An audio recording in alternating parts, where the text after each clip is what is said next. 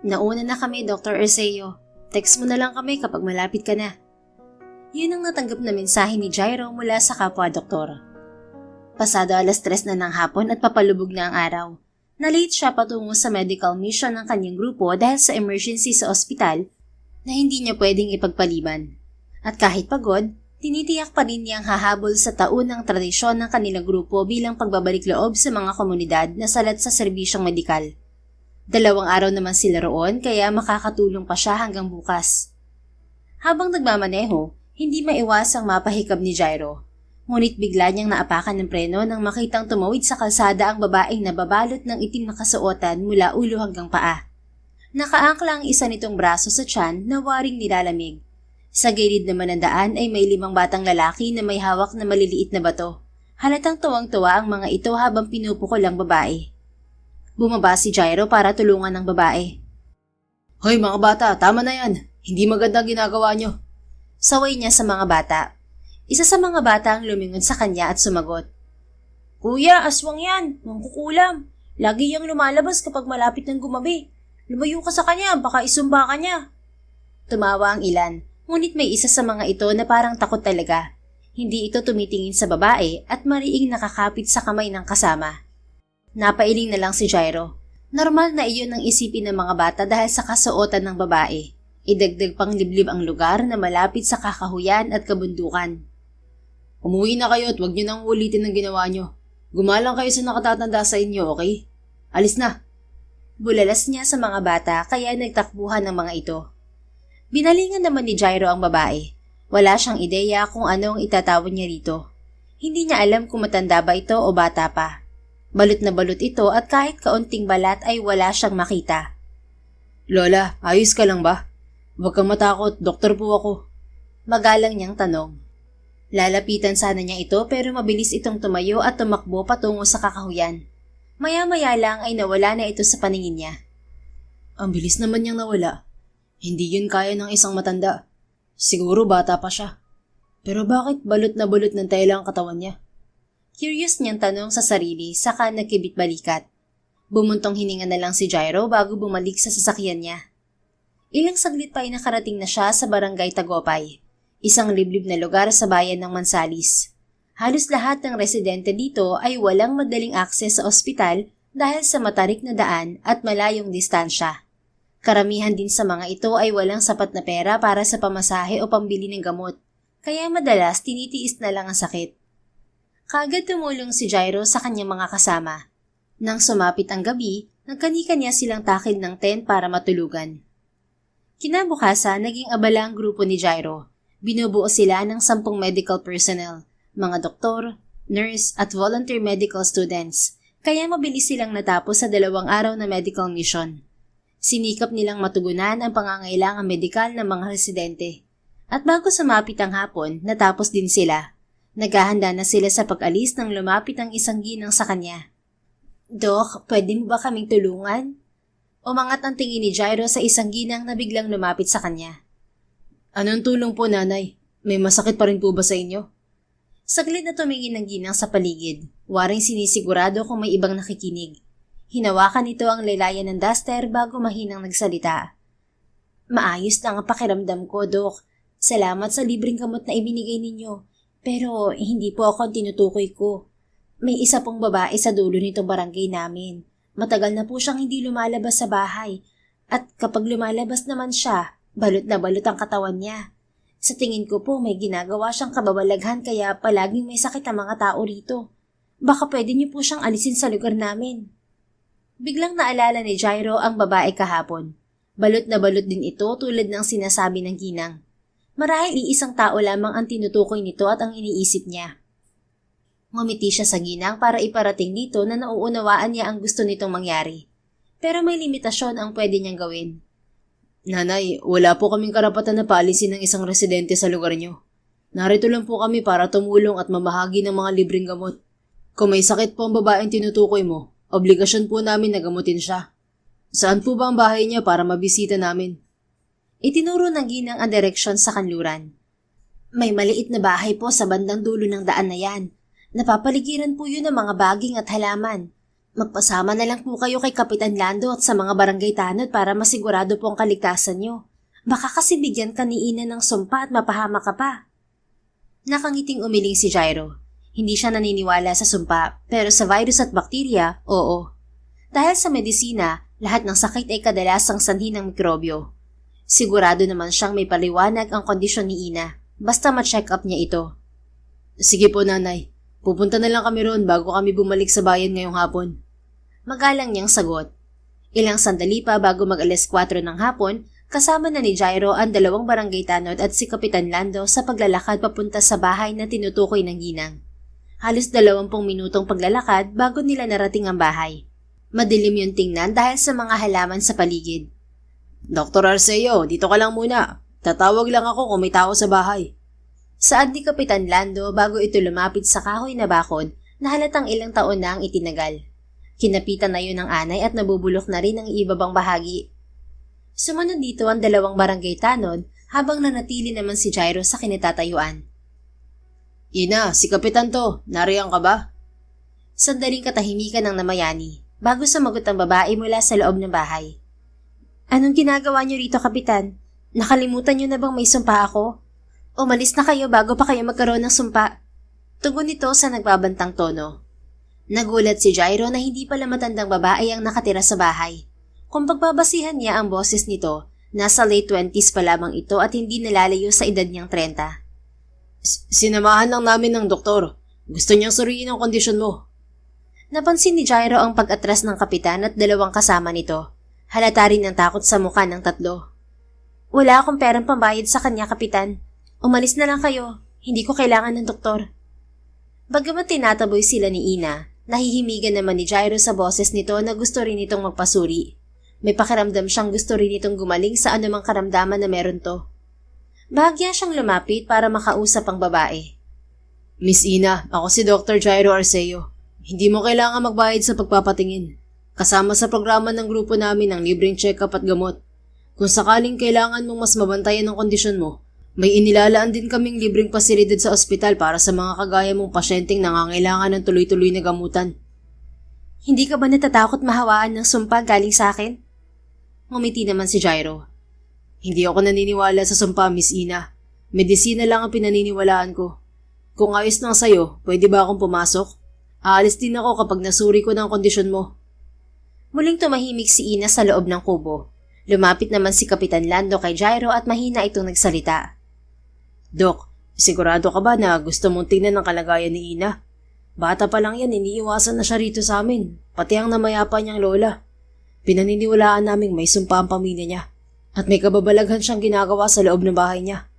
Kung hindi lang kami natatakot sa sumpang ibibigay niya, matagal na namin siyang pinalis dito. Kumunot ang noon ni Jairo at hinarap ang kapitan. Kapitan, isa sa mga residenteng nasasakupan mo si Ina.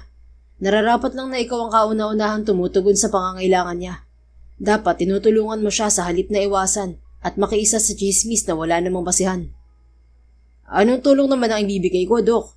Nakikita mo naman ang buhay na mayroon kami. Isang kahig, isang tuka. Yung tulong na ibibigay ko sa kanya, sa pamilya ko na lang. Pero kung ayaw mo makinig sa akin, bahala ka na.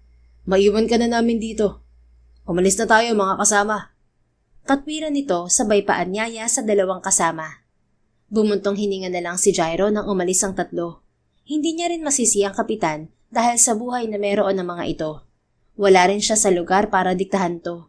Kaya lang nakapanlulumo pa ring isipin na may isang taong tulad ni Ina na nakakaranas ng diskriminasyon. Matutulungan mo ba talaga ako, Doktor? Muling tanong ni Ina. Sa abot ng makakaya ko, gagawin ko lahat para matulungan ka. Pwede ba akong tumuloy sa bahay mo? Muling namayani ang katahimikan sa loob ng bahay. Nauunawaan ni Jairo kung magdadalawang isip itong patuloyin siya. Sa nasaksihan niyang pakikitungo ng mga tao rito, mawawalan talaga ito ng tiwala sa lahat. Sige, pumasok ka. Napangiti si Jairo at marahang itinulak ang pinto ng bakod. Binuksan din ni Ina ang pintuan ng bahay bago siya pumasok. Bagaman maliit, malinis naman ang loob ng bahay nito, taliwas sa madilim at masukal na itsura sa labas. Kahit papaano may sapat na liwanag na pumapasok sa loob ng bahay. Maupo ka, Doktor. Paanyaya ni Ina.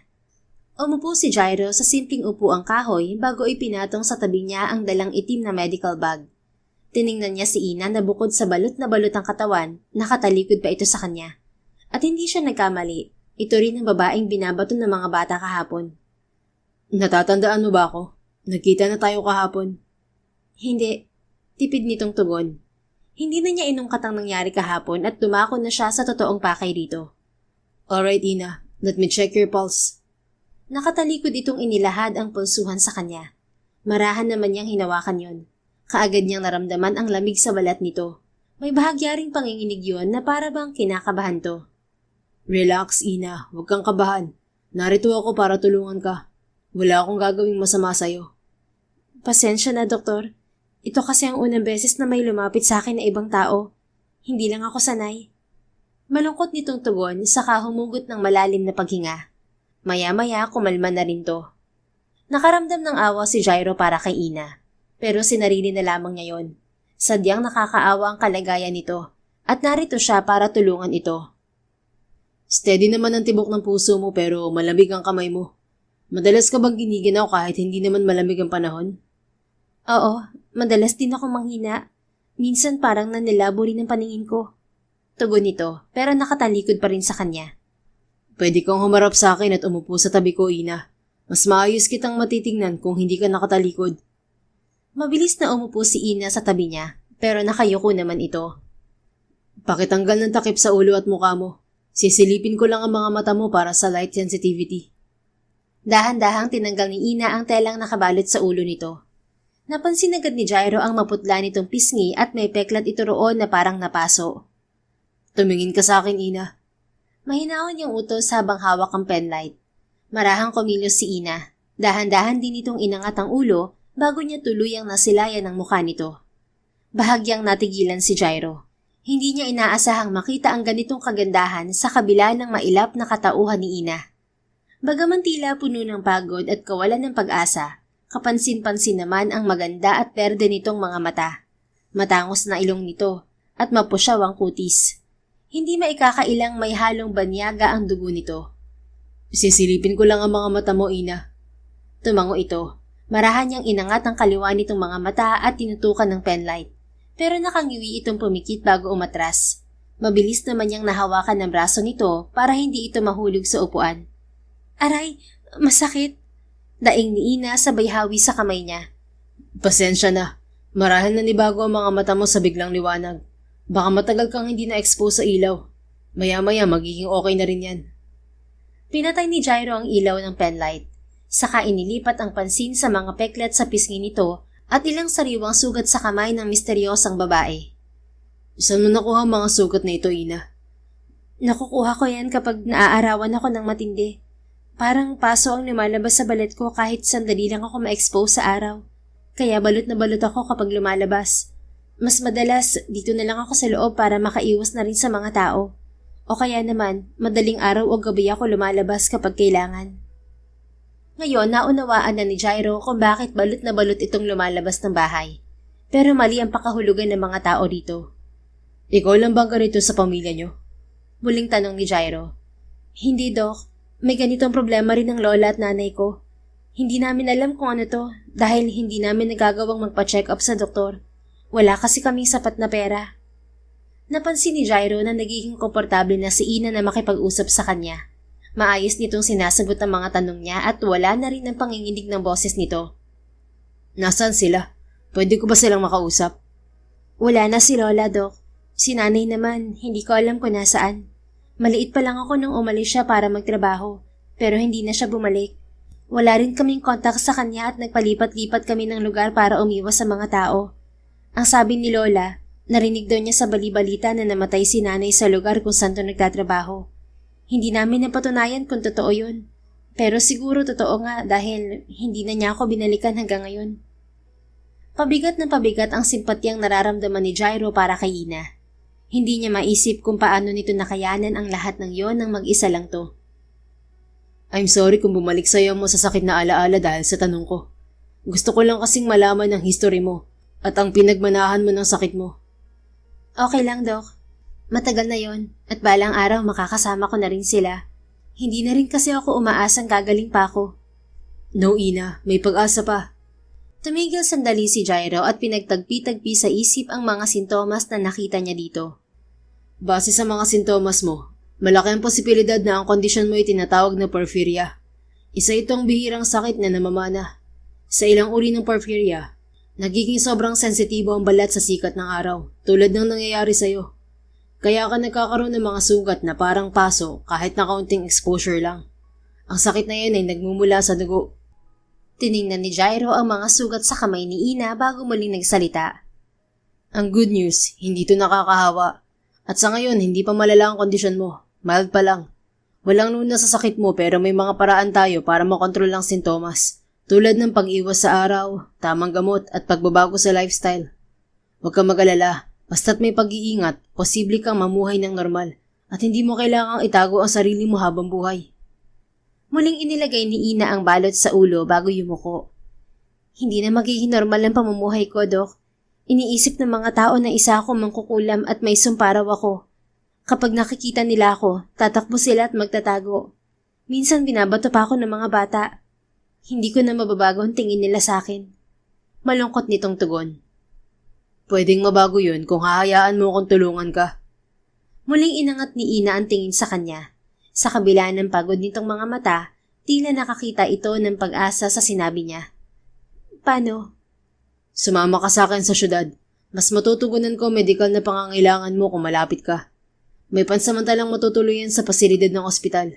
Ligtas ka roon at mas mababantayan ko ang kondisyon mo habang ginagamot ka. Sandaling natahimik si Ina. Yumuko ito at muling umiwas ng tingin. Napansin agad ni Jairo ang pag-aalinlangan sa kilos nito, kaya hindi na siya nagpumilit. Sige, ganito na lang. Babalik ako sa susunod na linggo. Magdadala ako ng mga gamot at ilang gamit na makakatulong sa kondisyon mo. Okay ba yon? Tahimik lang na tumango si Ina. Hindi na rin nagtagal si Jairo at nagpaalam na siya kay Ina. Nagbigay lang siya ng mga pangunahing gagawin kapag sumusumpong ang sakit nito at nangako siyang babalikan ito. Tutulungan kitang gumaling, Ina, tulad ng pangako ko sa isang tao na may parehong kondisyon sa'yo. Hindi ko siya natulungan noon, kaya babawi ako sa'yo ngayon.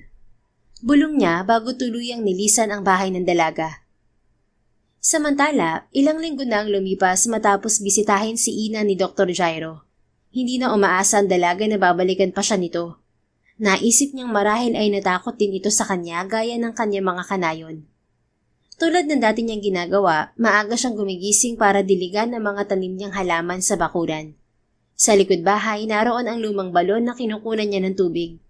Tuwing hapon naman ay namimita siya ng mga gulay na ibinibenta niya kinabukasan sa Tiangge sa kabilang barangay para makabili ng mga gamit sa bahay. Kakaunti ang nakakakilala sa kanya roon, kaya nagagawa niyang magbenta na hindi siya hinuhusgahan at kinatatakutan. Masyadong matagal ng pagsikat ng araw ngayon. May namumuo yatang sama ng panahon.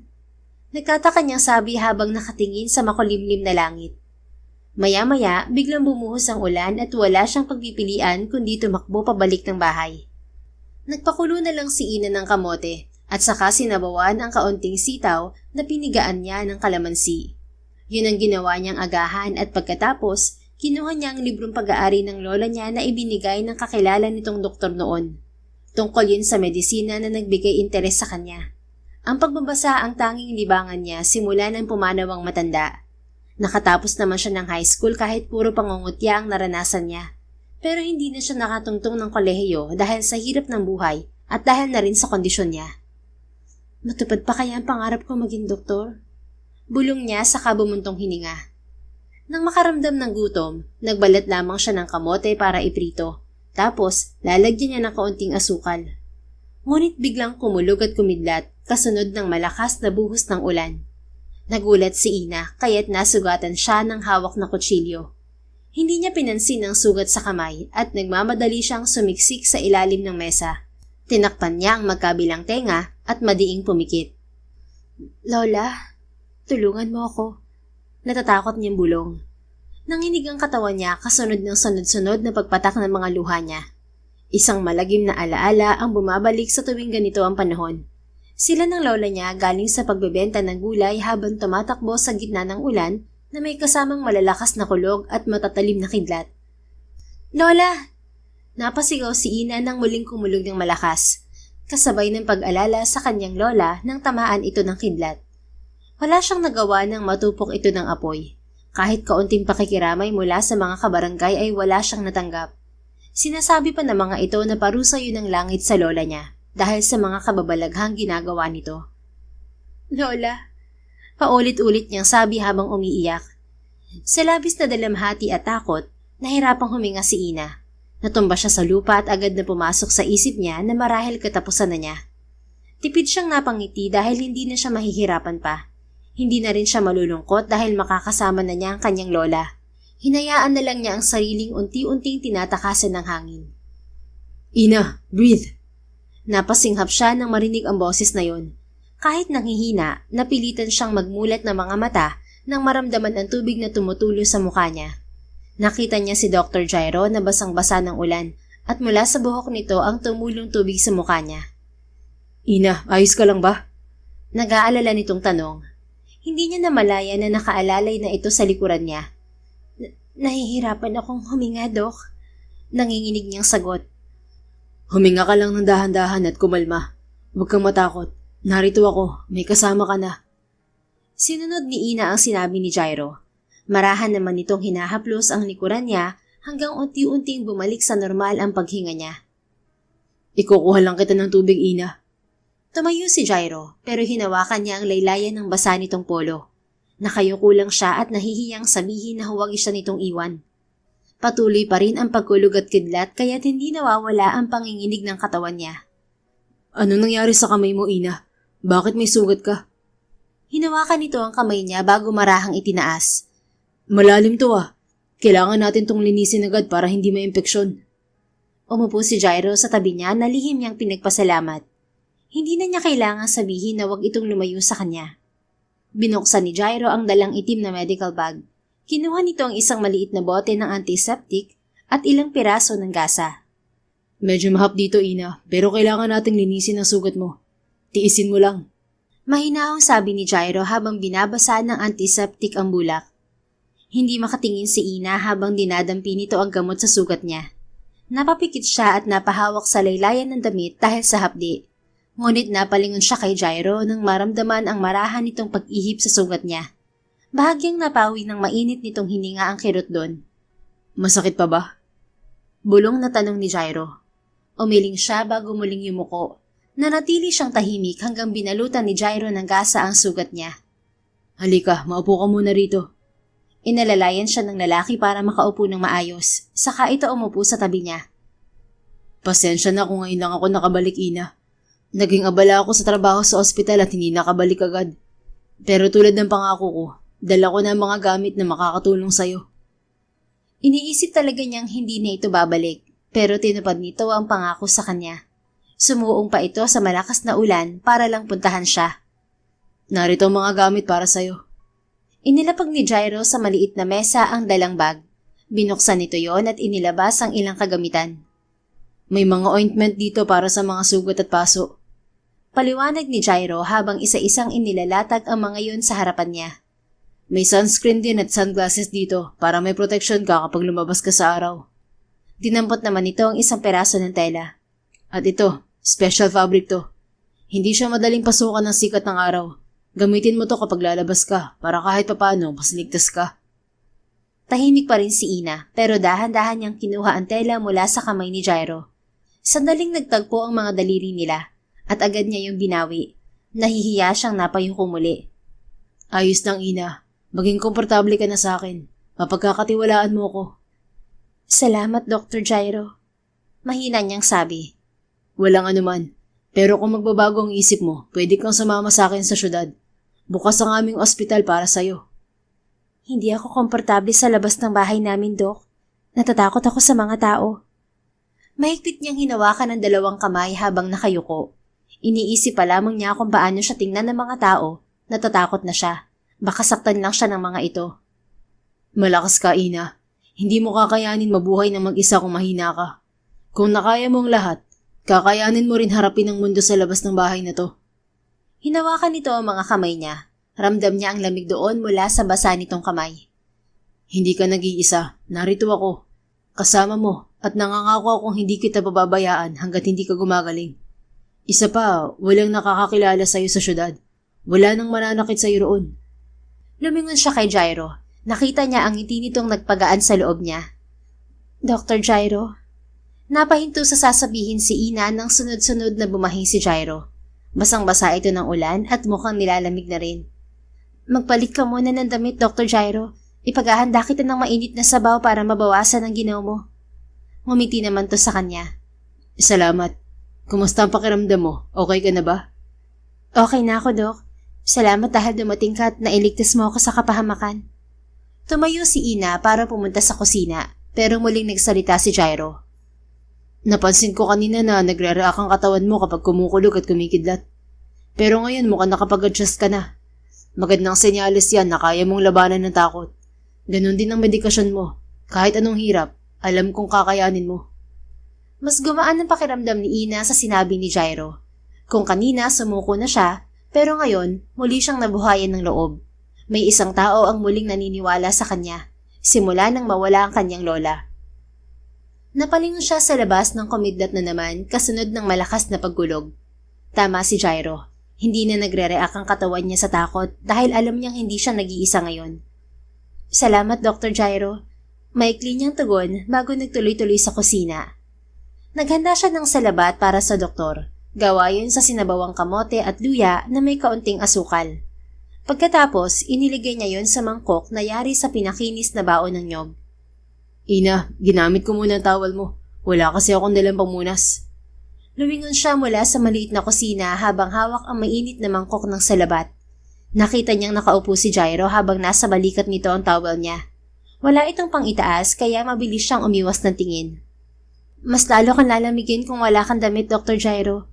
Sagot niya bago dinala ang salabat dito. Nakayuko niyang inilapag yon sa maliit na mesa sa harapan ng doktor. Nasa kotse kasi ang extra kong damit. Medyo malayo kung kukunin ko pa. Patutuyuin ko na lang muna ang damit ko saka ko isusuot ulit. Baka mamaya tumigil na rin ang ulan. Maghahanap ako ng pwede mong suotin sa mga gamit ko. Inumin mo muna itong sabaw habang mainit pa. Sumulyap siya kay Jairo kaya nakita niyang sinilip nito ang laman ng mangkok. Kumunot ang noon nito na waring nagtataka sa pagkaing inihain niya. Kamote at luya? Nagtataka nitong tanong habang nilalanghap ang halimuyak ng sabaw. Nakaramdam ng hiya si Ina. Baka hindi sanay sa ganoong pagkain si Jairo. Tapos, inilagay pa niya yon sa pinakinis na bao. Sigurado siyang masasarap ang mga pagkain kinakain nito at nakalagay yon sa magagandang plato. Pasensya na kung yan lang ang maihahanda ko para sa'yo, Dok. Bukas pa ako magbibenta ng mga gulay kaya wala akong pagkain dito. It's fine, Ina. Ang totoo niyan, paborito ko ang recipe to. Nagulat siya nang alisin ni Jairo ang kutsara sa mangkok at sa mismong lalagyan ito humigop ng sabaw.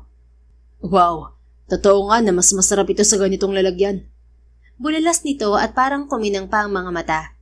Lihim na napangiti si Ina bago tumalikod. Halatang may sinabi ito sa buhay, pero hindi ito maarte pagdating sa pagkain.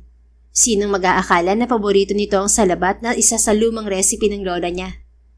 Pareho pala tayo ng paboritong pagkain, Dr. Jairo. Bulong niya bago kumuha ng oversized t-shirt sa mga gamit niya at bumalik sa kinauupuan ng doktor.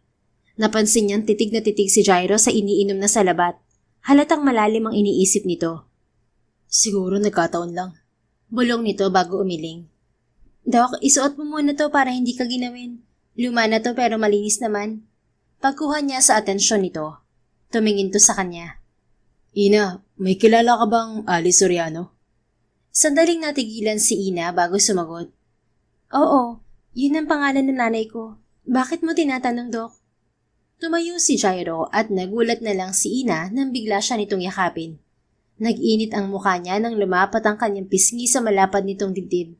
Hindi siya komportable sa ganitong kaliit na distansya. Lalo pat biglang bumilis ang tibok ng puso niya. Marahil na bigla lang talaga siya sa ginawa nitong pagyakap sa kanya. Ina, I've been trying to find you ever since your mother passed away.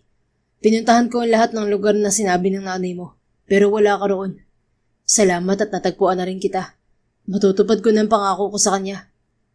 Anong sinasabi mo? Kilala mo si nanay? Nagtataka niyang tanong at sandaling nawala sa isip niya na yakap siya ni Jairo. Marahan itong dumistansya bago siya hinawakan sa magkabilang balikat. Ina, ang nanay mo ang naging yaya ko noon. Siya ang nag-alaga sa akin simula nung 7 years old pa lamang ako. Isa rin siya sa naging dahilan kung bakit pinili ko ang propesyon ko ngayon. Gusto ko siyang pagalingin sa sakit niya, pero namatay na siya bago pa ako maging doktor. Sinabi niya sa akin noon na may anak siyang kagaya niyang kondisyon at nangako ako sa kanya na pagagalingin ko ang anak niya. Akala ko nagkataon lang ang lahat. Pero nang matikman ko niluto mo, si Nanay Ali agad ang naalala ko. Ganito rin ang lasa ng niluluto niya sa tuwing inuubo ako o giniginaw. Recipe raw to ni Lola Daya. Nakangiti nitong paliwanag. Yumuko si Ina at nakaramdam ng lungkot. Wala na talaga ang nanay niya. Ayaw man niyang maniwala, pero walang dahilan si Jairo para magsinungaling. Isa pa, alam nito ang pangalan ng nanay niya at palayaw ng lola niya, na sila lamang ng nanay niya ang nakakaalam. Ina. Napaawang ang labi ni Ina nang hawakan ni Jairo ang magkabila niyang pisngi. Nagsalubong ang kanilang mga tingin nang marahan nitong inangat ang mukha niya. Sumama ka sa akin. Tuparin natin ang hiling ng nanay mo na gumaling ka. Tutulungan kita, pangako yan. Nadala si Ina sa masuyong tingin ni Jairo kaya tumango na lang siya. Ngumiti ito at muli siyang niyakap. Otomatiko namang bumilis ang tibok ng puso niya. Magbihis ka muna, Doc Jairo. Mahina niyang sabi habang mahigpit na hawak ang laylayan ng blouse niya. Pasensya na kung hindi ka naging komportable sa pagyakap ko, Ina. Masaya lang talaga ako kasi sa wakas natagpuan na kita. Hindi ko tuloy napigilang yakapin ka. Pinakawalan siya nito bago nito isinuot ang t-shirt na ibinigay niya. Okay lang. Mahina niyang tugon. Ngumiti pa ito sa kanya at nagsimulang magkwento tungkol sa nanay niya. Nalaman niyang hindi talaga siya pinabayaan ng kanyang ina. Hinahanap pa rin sila nito ng lola niya noong nabubuhay pa ito. Yun nga lang, ilang beses silang lumipat ng lugar dahil sa mga taong mapanghusga. Kaya hindi nito nalaman kung saan sila nakatira. Sumapit ang gabi at hindi pa rin gumaganda ang panahon. Kaya sa bahay ni Ina nagpalipas ng gabi si Jairo.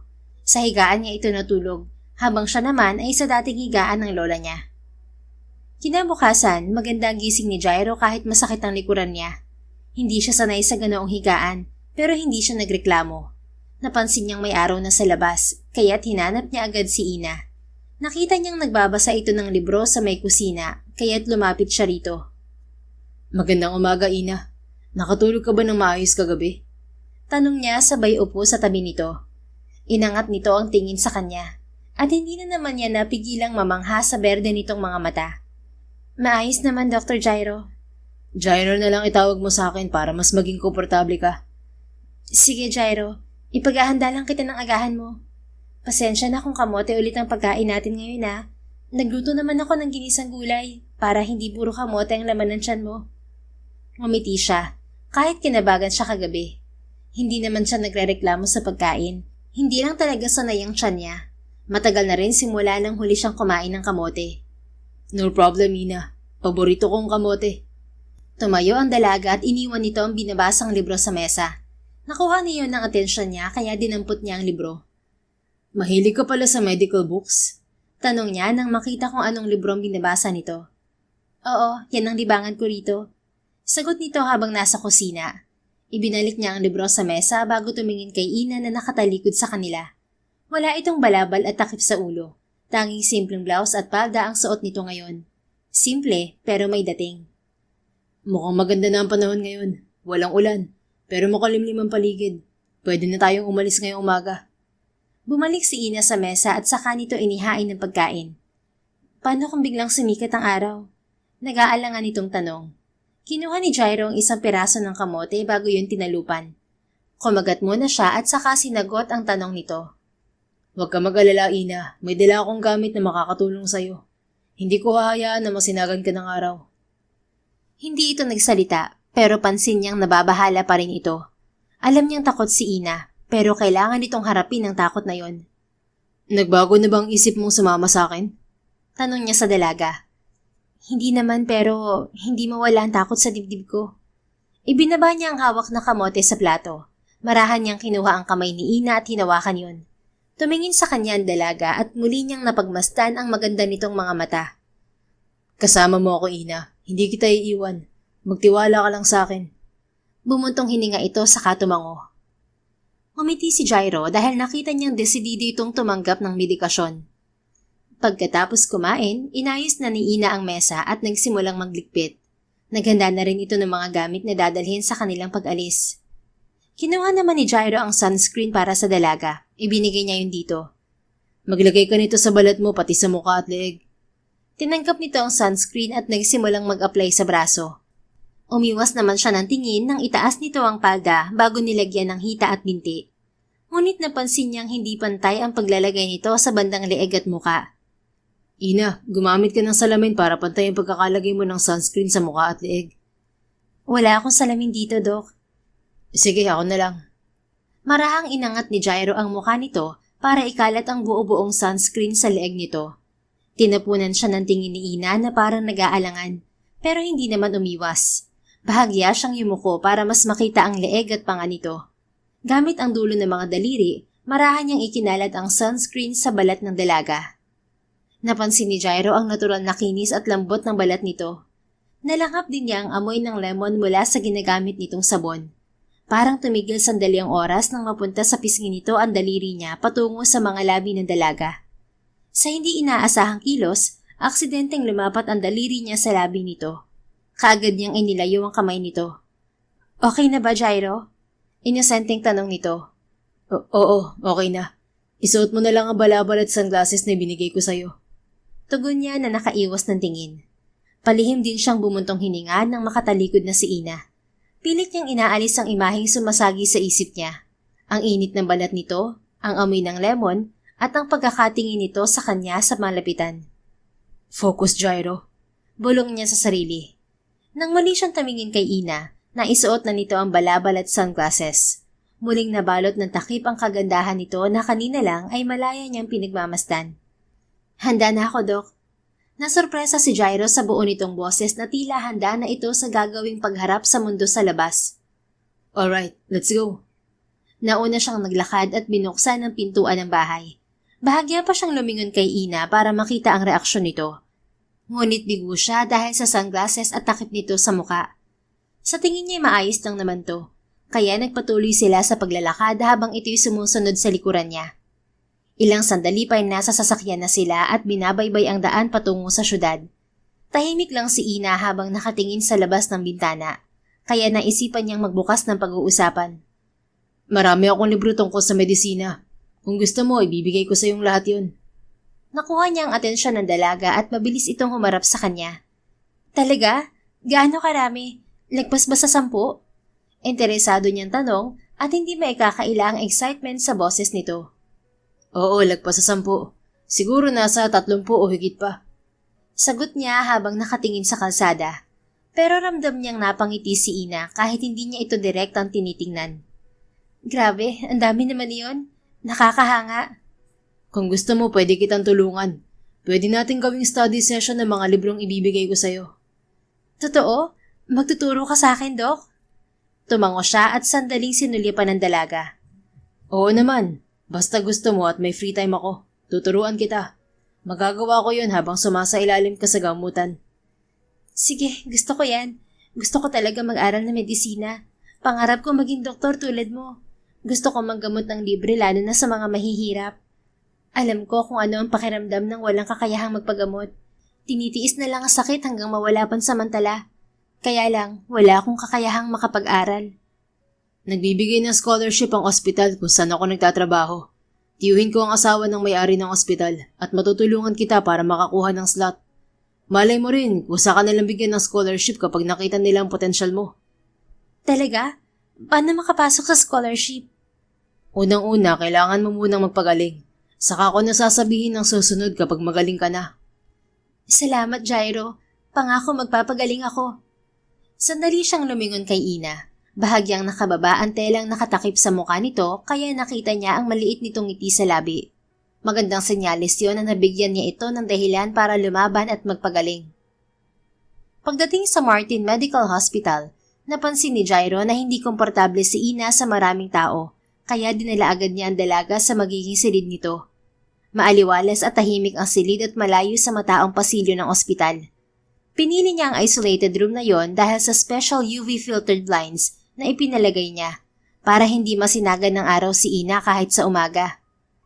Nagsimula ang gamutan sa unang linggo. Sa ilalim ng pangangalaga ni Jairo, isinailalim si Ina sa isang blood test para matukoy ang eksaktong uri ng porphyria at ang pinaka-epektibong lunas. Ipinatupad ang tamang diet sa dalaga at sinimulan ang regular monitoring ng liver function. Araw-araw si Jairo ang kasama ni Ina. Tuwing umaga, siya ang unang pumapasok sa silid ng dalaga dala ang charts, gamot, pagkain, at paminsan-minsan ay sinasamahan niya itong maglakad sa rooftop garden kapag makulimlim ang panahon.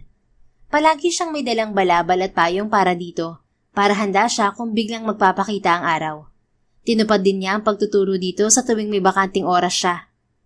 At sa kasalukuyan, dinala niya si Ina sa isang free seminar session tungkol sa mga pangunahing larangan ng medisina.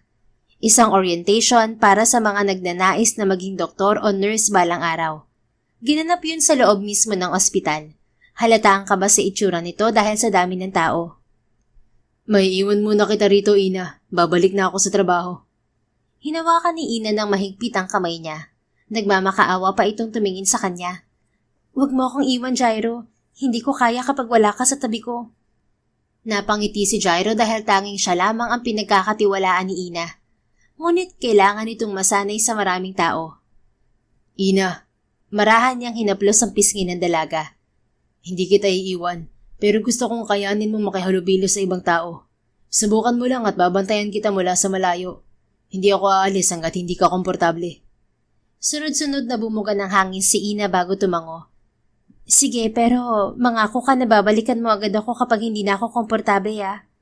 Alright, no problem. Pinaupo ni Jairo sa bandang gitna si Ina. Unti-unti siyang naglakad palayo bago titigil sandali para tingnan to. Sa una, sinusundan siya nito ng tingin bago titingin sa mga tao. Nakita pa niyang pumikit ito habang humihinga ng malalim. Hindi niya muna ito iniwan at pinagmamasdan lang niya ito sa di kalayuan, hanggang makita niyang nag-e-enjoy na itong makinig sa sinasabi ng lecturer. That's my girl. You amaze me every single day with your progress, Ina. Nakangiti niyang bulong bago umalis at bumalik sa trabaho niya. Mabilis na lumipas ang 3 buwan. Malaki na ang pinagbago ni Ina, lalo na sa tuwing lumalabas ito kahit may sinag ng araw. Ngunit hindi pa rin to pwede sa matinding sikat ng araw, dahil hindi pa rin maiwasan ang pamumula ng balat nito. Jairo, mahigit 3 buwan na ako rito, di ba? Tanong ni Ina habang nasa rooftop sila para salubungin ang paglitaw ng araw. Tama ka. Naiinip ka na ba? Hindi naman ako naiinip kapag kasama ka. Mas naiinip pa nga ako kapag wala ka. Nitong mga nakaraang araw kasi, nurse na ang madalas magdala sa pagkain ko. Alam ko naman na abala ka sa trabaho pero hindi ko lang maiwasan na mamiss ka. Napalingon si Jairo kay Ina na nasa tabi niya. Nakasuot ito ng hospital gown at nililipad ng hangin ng buhok. Parang nagkaroon ng glow sa mukha ng dalaga habang unti-unting nasisinagan ng araw. Maya-maya, bigla itong tumingin sa kanya. Ngumiti si Ina na halos magpatigil sa hininga ni Jairo. Ngayon lang niya nakita ang ganitong klase ng ngiti sa dalaga habang nasisinagan ito ng araw. Para itong kumikinang sa paningin niya. Salamat, Jairo. Kung hindi dahil sa'yo, baka nasa dilim pa rin ako hanggang ngayon. O baka patay na ako. Hindi mo lang ako iniligtas dahil binigyan mo ako ng panibagong pag-asa para mabuhay. Bahagyang natigilan si Jairo nang yakapin siya ni Ina. Isinandal nito ang pisngi sa dibdib niya habang mahigpit na nakapulupot ang 2 nitong braso sa baywang niya. Pasimple siyang bumuga ng hangin bago tinugon ang yakap ng dalaga. Masaya akong natulungan kita, Ina. Trabaho ko yun bilang doktor. Uuwi na ba ako sa barangay Tagopay? Nagtaka si Jairo kung bakit nito naisipang itanong yon. Sinabi nito sa kanya dati na wala itong planong umuwi dahil gusto nitong mag-aral ng medisina. Nawala na bang interes mo mag-aral ng medisina? Marahan itong dumistansya. Ayaw man niya itong pakawalan pero wala siyang magagawa kundi bitiwan ito. Nagtanong ako sa nurse kung paano mag-apply ng scholarship sa ospital na to. Ang sabi niya, wala naman daw binibigay na scholarship ang ospital. Napansin niya ang lungkot sa mukha ni Ina, kaya hinawakan niya ang kamay nito. Sorry kung hindi ko agad nasabi sa iyo tungkol dito. 2 buwan nang nakararaan nang tapusin ni Mr. Mackenzie ang pagbibigay ng scholarship. Siya ang major sponsor namin dito at plano na niyang bumalik sa Scotland. Pero wag kang mag-alala, pwede kitang pag-aralin para matupad ang pangarap mong maging doktor. Nangako ako sa'yo na tutulungan kita. At narito lang ako palagi para suportahan ka. Nangilid ang luha ni Ina, pero may ngiti sa mga labi nito. Jairo, marami ka nang nagawa para sa akin. Nalaman ko sa nurse na hindi libre ang mga pasilidad sa ospital na to. Wala ring libreng medikasyon tulad ng sinabi mo. Ginawa mong lahat ng to para lang tulungan ako. Kahit na sarili mong perang ginagastos mo. Sobra-sobra na yun para humiling pa akong mag-aral. Natupad mo na ang hiling ni nanay. Maayos na ako. Manageable na ang sakit ko at pwede na akong umuwi. Sisipagan ko ang pagtatanim ng mga gulay para may pantustos ako sa gamot ko sa tuwing aatake ito sa balat ko. Ang mahalaga, alam ko na kung anong dapat gawin at kung anong remedy dito. Walang lunas ang sakit ko, pero sinisiguro ko naman sa'yo na kaya ko na itong iwasan na umatake. Na ituro mo na sa akin ang lahat. Pakiramdam ni Jairo ay may pumisil sa puso niya, lalo na nang makita ang pumatak na luha sa pisngi nito. Nakangiti ito pero nakikita niyang nalulungkot din ang dalaga tulad niya. Ina. Masuyo niyang sabi bago inalis ng hinlalaki ang luha sa pisngi nito. Please don't leave. I'll do everything I can to make you stay. Malungkot niyang pakiusap. Alam kong bukal sa loob mo ang ginagawa mo, Jairo. Pero ang bigat kasi sa pakiramdam ko. Ayokong ibaon mo ang sarili mo sa pangako mo kay nanay. Ayokong ibuhos mo lahat ng pinaghirapan mo para sa akin. Ina, hindi ka naging pabigat sa akin. Tama ka na masaya ako sa ginagawa ko. Pero hindi lang yun ang dahilan. Hindi mo lang alam pero natulungan mo rin ako. Simula kasi nang dumating ka, parang nagkaroon ulit ng direksyon ng buhay ko. Mas naging porsigido akong gawin ang alam kong magpapasaya sa'yo. Dahil yun din ang nagsisilbing kasiyahan ko. Jairo, may sarili ka ring buhay. Paano kung ikaw ang buhay ko? Iiwan mo pa rin ba ako? Putol niya sa sasabihin nito. Nagulat si Ina at bahagyang umawang ang mga labi nito. Titig na titig ito sa kanya na parang tinubuan siya ng kung ano sa muka. Hindi ko alam kung paano nagsimula, pero nasanay akong araw-araw kitang kasama. Doktor at pasyente lang ang relasyon natin. Pero maniwala ka man o hindi, mas malalim dun ang nararamdaman ko, Ina. Naputol ang sasabihin ni Jairo nang may magsalita mula sa likuran niya. Quit messing around, Jairo. Don't try to use another girl just to make me jealous. I'm your girlfriend, and I'm not going to be jealous over something that already belongs to me. Mabilis na lumingon si Jairo sa likuran. Akala niya dinadaya lamang siya ng sariling pandinig, pero totoong naroon ng babaeng una niyang minahal. Isolde? Ngumiti sa kanya ang babae. Mabilis itong lumapit at niyakap siya sa mismong harapan ni Ina. I'm back, my love. I missed you. Naramdaman ni Jairo ang paghawi ni Ina sa kamay niyang nakahawak dito. At tahimik silang iniwan ng dati niyang nobya. Samantala, parang may humahabol kay Ina dahil nagmamadali siyang naglakad patungo sa silid niya. Ngunit halos manghina ang mga tuhod niya nang makarating sa pasilyo. Hawak-hawak niya ang kanyang dibdib dahil parang pinipilipit yun sa sakit. Hindi niya maintindihan kung bakit siya nasasaktan nang yakapin si Jairo ng babaeng yun. Magaling na ako. Bakit may panibagong sakit sa puso ko? Naguguluhan niyang tanong sa sarili. Excuse me, miss. I am a cardiologist. Maybe I can help you. Saan ng boses mula sa likuran ni Ina? Umayo siya ng tayo bago nilingon ng nagsalita. Nakayuko ito habang may dinudukot sa bulsa.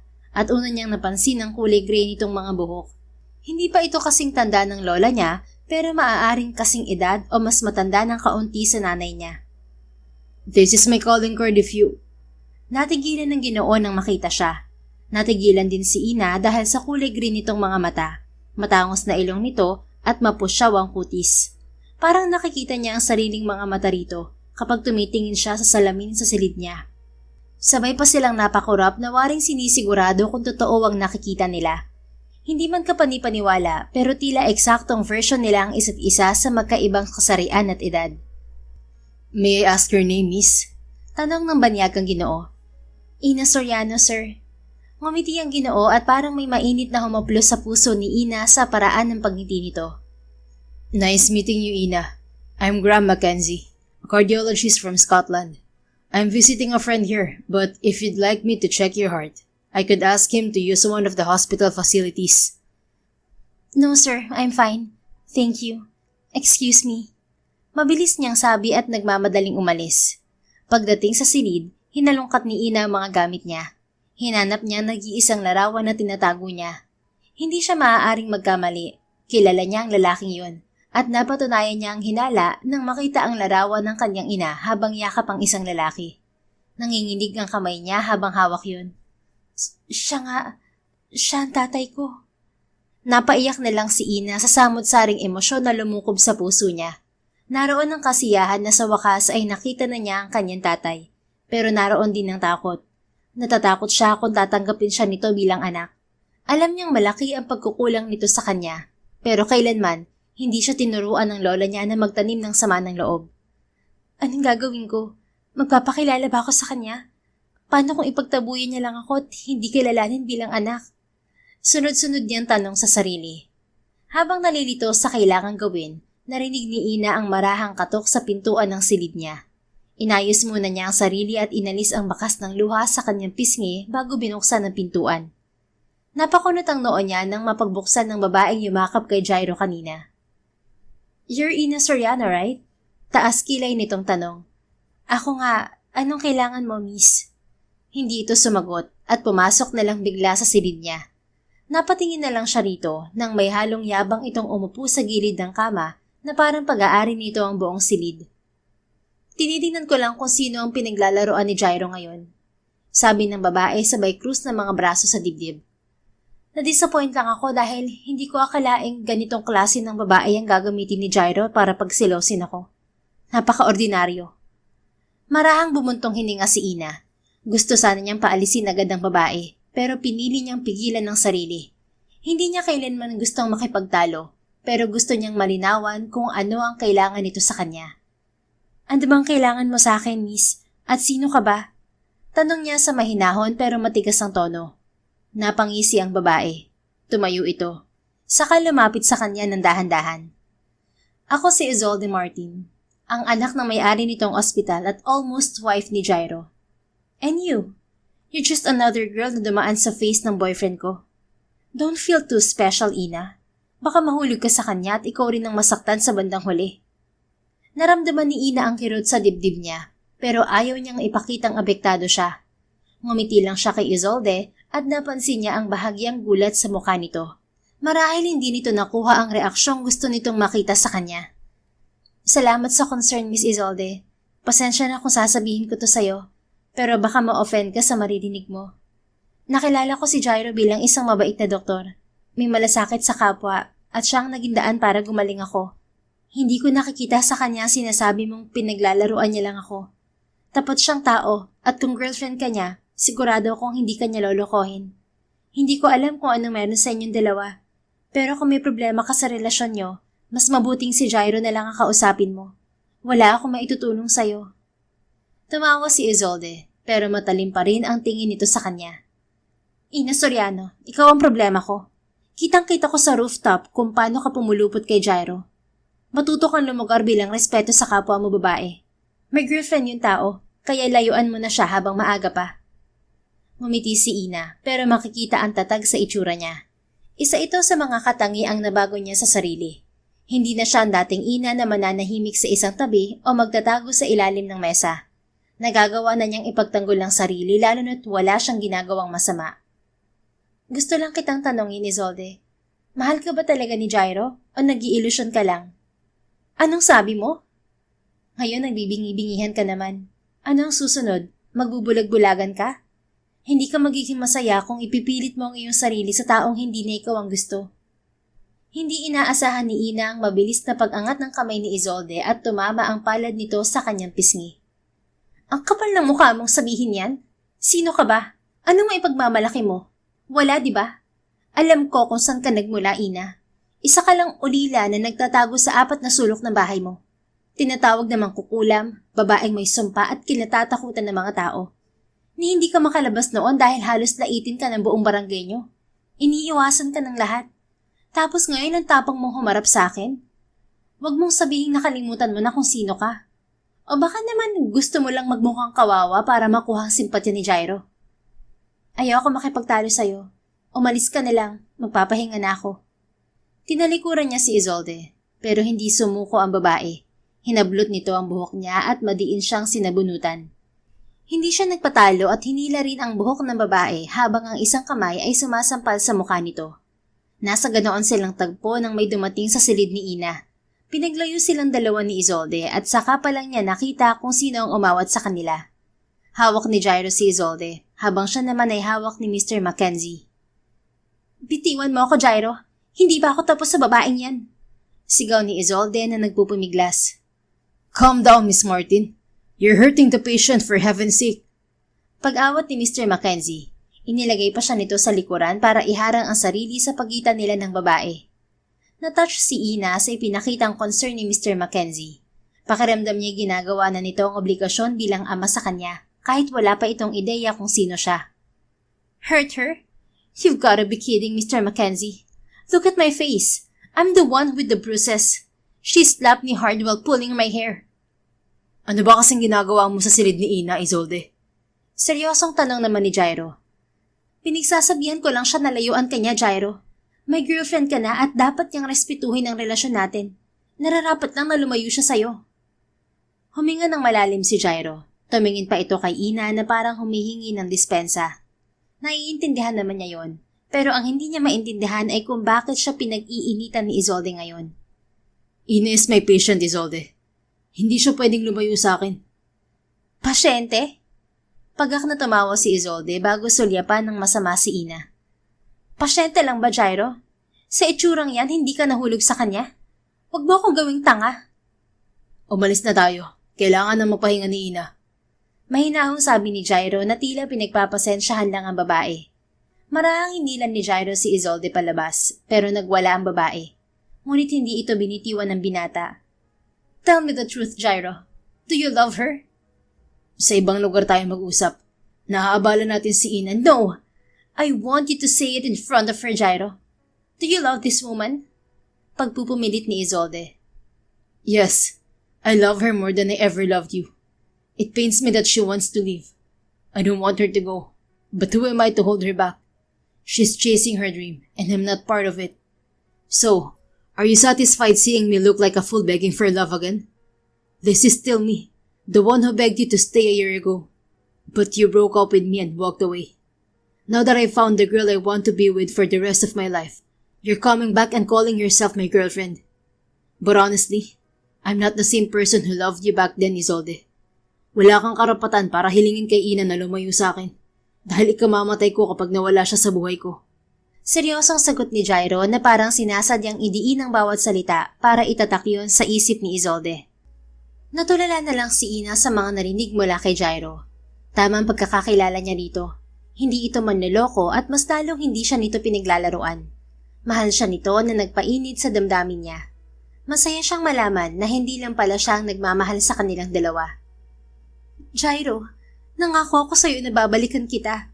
Umaasa ako na ako pa rin ang mahal mo dahil ikaw pa rin ang nilalaman ng puso ko. Bakit nagawa mo akong talikuran para sa babaeng yan? Umiiyak na tanong ni Isolde. Ikaw ang unang tumalikod, Isolde. Hinintay kita. Pero nalaman ko nagpakasal ka sa Amerika. Hindi ko alam kung ano nangyari sa'yo sa ibang bansa at wala na akong planong alamin pa yun. Tigilan mo na kami ni Ina dahil hindi mo kami mapaghihiwalay. Bumantong hininga si Isolde sa kapinahid ang luha sa pisngi. Mamili ka, Gyro. Ang babaeng yan o ang trabaho mo dito sa ospital? Ina will always be my first choice over anything. Mabilis at diretsong sagot ni Gyro. Kung ganun, magpaalam ka na sa trabaho mo, Gyro. Ipatatanggal kita sa mami ko at walang magagawa ang stepdad ko na tiyuhin mo. You hurt the daughter of the person who owns this hospital. You'd better be prepared to lose your job. Kinabahan si Ina sa bantang yun ni Isolde. Alam niya kung gaano kahalaga kay Gyro ang trabaho nito sa ospital. Pero kung tatanggalin to, para na rin nawala ang kalahati ng buhay nito. Gyro, tawag niya sa binata. Pero ngumiti lang ito sa kanya at seryosong tumingin kay Isolde. I'm here because of my own hard work, not because of you, Isolde. I earned this job through dedication. Since I know you as a spoiled brat, I have no choice but to prepare my resignation letter. It's better to walk away than to stay surrounded by toxicity. Pagdedesisyon ni Gyro bago lumingon kay Mr. Mackenzie. Excuse me, sir. Could you please look after Ina for a moment? I just need to prepare my resignation letter. Magalang nitong sabi sa matanda. Don't worry, Dr. Arceo. I'll stay here with her. Sagot ng Ginoo bago umalis si Gyro. Sumunod dito si Isolde at naiwan sila ni Mr. Mackenzie sa silid. Nag-alala naman si Ina kung ano ang susunod na mangyayari. Hindi niya maiwasang sisihin ang sarili dahil mawawala kay Jairo ang pinakamamahal nitong trabaho. I wish I had this strength in the past. Maybe it's not too late to be with my family. Napatingin si Ina kay Mr. Mackenzie. Hindi niya pinigilan ng damputin nito ang larawan sa sahig na nabitiwan niya kanina. Humarap ito sa kanya na may hilam na luha sa mga mata. Please forgive me, my daughter. Mahigpit na pinagdikit ni Ina ang mga labi habang pinipigilang umiyak. Pero kusang tumulo pa rin ang luha niya. Kitang-kita niya ang pangungulila sa mga mata ng Ginoo habang nakatingin sa kanya. How sure are you that I'm your daughter? Kahit papaano'y maalam naman siyang mag-Ingles dahil na rin sa pagbabasa ng medical book na meron siya. Malungkot nang umiti si Mr. Mackenzie. When I saw you at the lobby earlier, I knew you were my daughter. We look exactly alike. Then when I learned your name, my suspicion grew even stronger. I was the one who gave you that name, Ina. But I needed to be sure. Dr. Arceo gave me access to your medical records, and that confirmed everything. That's why I'm here, to ask for your forgiveness. I'm not angry, and I never hated you. I just want the truth. Why did you leave my mother when she was pregnant with me? Hinawakan ni Mr. Mackenzie ang kamay niya. Naramdaman niyang nanginginig yon, pero nagawa pa rin itong alalayan siya paupo sa gilid ng kama niya. I was a coward back then. I wasn't brave enough to fight for your mother, especially against my own family. They were strongly against our relationship. When they found out she was pregnant, they forced us apart. They even went as far as kidnapping me and sending me back to Scotland. I had no access to my phone, no way to contact her, and no way to explain myself. It was the hardest time of my life, being separated from the woman I loved, knowing she needed me the most. Not a day passed that I didn't think about her, or you. But I was too weak to break free from the control of the people around me. That's something I'll regret for the rest of my life. What happened after that? Why are you here now? I dedicated myself to my studies and eventually became a doctor. Once I had established my name and gained financial independence, I chose to live my life. They no longer had control over me. However, the journey wasn't smooth. I faced many hardships along the way. That's why it took me this long to come back. Sadly, by the time I came back, your mother was already gone, and you were nowhere to be found. Marami pa silang napag-usapan. Nagkakilala raw ang mga magulang niya nang minsan pumasyal ang ama sa Pilipinas at nagkataon na tindera sa panaderya ang nanay niya. Bumili ito ng tinapay at mula noon ay nagkamabutihan na ang dalawa. Subalit dahil mahirap lamang ang kanyang ina at ibang lahi pa, kaya ayaw ng magulang ng kanyang ama sa kanya. Nalaman din ni Ina na hiningi nito ang tulong ng kaibigan at tiyuhin naman ni Jairo para mahanap siya. Ilang beses na itong pabalik-balik sa Pilipinas at malapit ng sumuko, pero aksidente silang nakita sa lobby kanina. Sadyang mapaglaro ang tadhana dahil mararamdaman mo muna ang hirap bago mo makamit ang ginhawa. At ngayon, alam niyang tapos na ang kanyang paghihirap dahil kasama na niya ang kanyang tatay at mahal din siya ng lalaking mahal niya. Tumagal pa ng isang linggo si Ina sa ospital bago tuluyang nakalabas. Humingi ng pasensya sa kanya si Isolde at ang nanay nito nang malamang anak siya ng major sponsor ng ospital. Hindi naman siya nagtatanim ng sama ng loob, kaya pinatawad niya agad ang mga ito. Isa pa, aalis na rin siya kasama ang tatay niya. Wala nang dahilan para magkita-kita pa sila. Pero hindi napigilan ng mga ito ang pagre-resign ni Jairo. Desidido na itong umalis sa ospital kahit pinipigilan ito ng may-ari. Mabilis ding pinaayos ni Mr. Mackenzie ang mga dokumento ni Ina para makaalis ng bansa. Pinalipat din ito ang puntod ng lola niya sa tabi ng puntod ng nanay niya. At ngayon magkakasama silang tatlo ni Jairo patungo sa Scotland dahil nagbigay ng trabaho ang tatay niya kay Jairo na agad nitong tinanggap. Sa Inani Royal Medical Center ang bago nitong trabaho na pag-aari ng tatay niya sa Scotland. Sigurado ka na bang iiwan mong Pilipinas, Jairo? Tanong niya kay Jairo habang nasa airport sila. Iiwan ko lahat, makasama ka lang, Ina. Kinikilig namang umiti si Ina. Kinilig naman ako sa banat mo, Dr. Arceo. Ano na lang ang iisipin ng mga magulang mo niyan? Kinuha ko sa kanilang kaisa-isa nilang anak? Ina, my parents are gone. Wala na si mommy at may ibang pamilya na si daddy. So basically, you're the only one I have now. Sorry, hindi ko alam. Dapat nadalaw ko man lang ang puntod niya nang dumalaw kami ni tatay kay lola at nanay. Sa susunod na pag-uwi ko ng Pinas, 3 na ang bibisitahin ko. Kay lola, nanay at sa mami mo.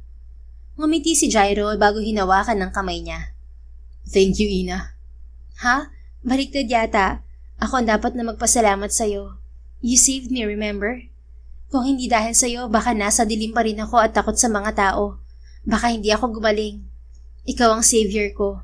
At dahil din sa pagsagip mo sa akin, nalaman kong wala na si nanay. Tapos natagpuan ko pa si tatay. At ngayon ay kasama ko na siya. Ikaw ang bigay sa akin ng may kapal, Jairo. Kusa kanyang dinala sa akin para tulungan ako at iahon sa kinasasadlakan ko. Marahil nakiusap din si nanay at si lola sa mahal na Panginoon para bigyan ako ng karamay at pag-asa sa buhay. Maraming salamat, Jairo. Thank you to Ina, because you let me save you. Mabilis nitong hinalikan ng kamay niya, saka tumingin sa tatay niya. Natawa na lang siya na nahuli ng tatay niya ang ginawa ni Jairo, pero ngumiti lang ito na tila isang bendisyon sa namumuo nilang damdamin sa isa't isa. Tumagal pa ng halos 14 na oras ang biyahe bago nila marating ang Scotland. Paglapag pa lang sa paliparan, sinalubong agad sila ng malamig na hangin. Dumiretso sila agad sa lungsod ng Edinburgh kung nasaan ang malaking bahay ng tatay niya. Sa mga unang araw ni Ina, nahirapan pa siyang mag-adjust, pero kalaunan ay nasanay na rin siya dahil sa tulong ni Jairo. Magkasama sila sa bahay at malapit lang doon ang ospital kung saan ito nagtatrabaho. Nagagawa na rin niyang manatili sa labas kahit na anong oras dahil mas malamig ang klima roon kaysa sa Pilipinas. Mas naging kampante na rin siya sa sarili. Hindi na laging balot at takot lumabas. At unti-unti, bumabalik ang dating sigla niya. Sa paglipas ng mga buwan, hindi na lang basta panibagong simula ang paglipat ni Ina sa Scotland. Ito'y naging panibagong direksyon ng buong buhay niya. Matapos maayos ang lahat ng dokumento at academic requirements, tuluyan na siyang nakapasok sa University of Edinburgh Medical School, isa sa pinakakilalang institusyon sa buong Europa. Hindi naging madali ang simula, pero gaya ng dati, hindi siya sumuko. Sa umaga, nag-aaral siya sa lecture halls. Sa gabi, nagbabasa siya ng makakapal na libro sa library sa kanilang bahay. Habang si Jairo naman ay nagkakape sa tabi niya at tahimik lang na nanonood. Minsan ay tinutulungan siya nito sa mga komplikadong konsepto at kung minsan naman, siya ang naglalambing kapag nauubusan na ng energy. Jairo, malambing niyang tawag sa pangalan nito habang nakasubsob ang pisngi niya sa libro. Ibinaba ni Jairo ang hawak na tasa ng kape bago siya nilingon. Bakit? Pagod ka na ba? Inaantok na ako. Alright, I'll carry you to your room. Maingat siyang binuhat ni Jairo. Yumakap naman siya sa batok nito bago humilig sa malapad nitong dibdib. Maya-maya lang ay lumapat na ang likuran niya sa malambot na kama kasunod ng pag-angat ng kumot sa katawan niya. Sleep well, my queen. Good night. Bulong ni Jairo bago siya hinalikan sa noo. Napangiti na lang si Ina habang nakapikit ang mga mata. Alam ni Jairo ang totoo niyang nararamdaman dito, pero hindi nito sinasamantala yon. Matiyaga itong naghihintay at hindi nagmamadali. Naroon pa rin ang respeto nito sa kanya at suporta para makamit niya ang kanyang pangarap. Habang lumalalim ang pag-aaral ni Ina sa medisina, mas lumalim din ang relasyon nila ni Jairo. Ang dati niyang doktor, ngayon ay manliligaw na niya. Palagi siya nitong binibigyan ng mga paborito niyang tsokolate tuwing exam week. Mainit na soup kapag siya may sakit, at malambing na good luck future doctor bago siya pumasok sa klase. Sa paglipas ng ilang taon, sa wakas, dumating ang araw ng graduation ni Ina, at hindi mawawala si Jairo na proud sa pagtatapos niya. Nasa audience lang ito habang pumapalakpak sa tagumpay niya. Pagkatapos ng seremonya, kaagad niyang nilapitan si Jairo. Mas una pa niya itong niyakap kaysa tanggapin ang dala nitong bulaklak. Salamat sa suporta, Jairo. I love you. And yes, sinasagot na kita. Bulong niya rito sabay halik sa pisngi ng binata. Naramdaman ni Ina ang paghigpit ng yakap ni Jairo bago ito marahang dumistansya. I love you too, Ina. And I'm always here to support you. Hinalikan siya nito sa noo at sa pisngi. Pero nang hahalikan siya nito sa labi, biglang tumikhim ng pabiro ang tatay niya. Kaya naodlot ang pagtatangka nila. Nagtawanan lamang sila bago muling niyakap ang isa't isa. Ilang taon pa ang mabilis na lumipas. Natapos na ni Ina ang internship at clinical rotations. at ganap na siyang doktor. Pagkatapos ng kanyang oath-taking bilang licensed physician sa UK, dinala siya ni Jairo sa isang maliit na cafe sa gilid ng lawa. Akala niya'y kakain lang sila roon, pero hindi niya inaasahan nang lumuhod ito sa harapan niya at inilabas ang isang simpleng singsing. Will you marry me, Dr. Ina Soriano Mackenzie? Walang ligoy nitong sabi. Lumuluhang umiti si Ina. Oo naman, hindi kita tatanggihan, Dr. Arceo. Nakangiti sila pareho ni Jairo nang isuot nito ang singsing sa daliri niya. At sa mismong cafe nangyari ang unang halik nila sa labi. Ilang buwan matapos ang proposal, ikinasal sina Ina at Jairo sa isang maliit na simbahan sa Scottish Highlands. Suot ni Ina ang isang eleganteng gown na may lace na tila ulap. Si Jairo naman ay suot ang traditional na Scottish suit. From being your doctor to being your husband, that's the best diagnosis of my life, my queen. Biro ni Jairo na kasama sa wedding vow nito. And from being your patient to being your wife, ikaw ang gamot na hindi ko kailanman gustong tigilan. No side effects, just a lifetime of healing and love. This is the only prescription I'll take forever. And marrying you, that's my full recovery, my king. Tugon niya habang nangingilid ang mga luha. Tumawa ang lahat sa mga witty nilang linyahan, pero masigabong palakpakan naman ang ibinigay ng mga ito sa kanila nang matapos ang seremonyas ng kasal. Pagkatapos ng ilang taong pag-aaral at pagtatrabaho sa Scotland at matapos ang kasal nila, tuluyan ang naging British citizen sina Ina at Jairo. Katulong na rin sila ng ama ni Ina sa pagpapatakbo ng ospital nito roon. Sadyang pinagpala ang mag-asawa dahil hindi lumipas ang isang taon, nagbunga agad ang kanilang pagmamahalan. Isinilang ni Ina ang panganay nilang lalaki na pinangalanan nilang Jairo, ang sanggol na mas lalong magpapatibay sa walang hanggan nilang pagmamahalan. Masaya rin sila na lumabas sa pagsusuri na hindi naman ni Jairo ang porphyria ni Ina. Hindi nito mararanasan ang dinanas niyang hirap sa ilalim ng sinag ng araw at sa pangungutya ng kapwa. Tunay ngang kapag nawawalan ka na ng pag-asa, palaging may pag-asa, at ibibigay yun ng Diyos sa oras na hindi mo inaasahan, sa paraang hindi mo rin inakala. Para kay Ina, dumating ito sa katauhan ni Jairo. Isang estrangherong dumaan lang sana, pero naging dahilan para mabago ang takbo ng buong buhay niya. Mula sa pagiging babaeng kinungkutya, naging ina siyang tinitingala. At mula sa dating nagtatago sa dilim, ngayon ay namumuhay na siya sa liwanag. Malaya, tanggap at minamahal.